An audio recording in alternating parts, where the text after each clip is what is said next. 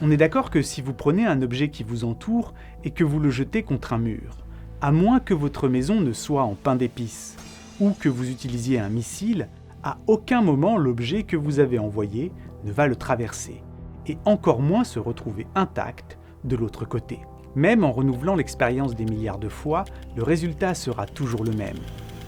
Mais dans l'infiniment petit, rien de tout cela n'est vrai. Et une particule quantique peut exceptionnellement traverser des obstacles a priori infranchissables, comme si un infime tunnel invisible s'ouvrait et lui donnait accès à l'autre côté.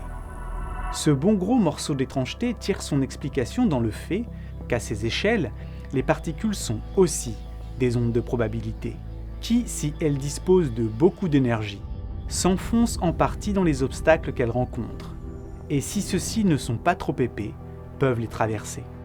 Alors le fait qu'une infime partie de l'onde de probabilité puisse traverser un mur ne signifie pas nécessairement que la particule va le faire,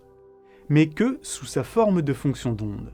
elle est des deux côtés du mur à la fois, et donc qu'il existe de nombreuses possibilités pour que la particule apparaisse de l'autre côté du mur, si l'on tente de savoir où elle est.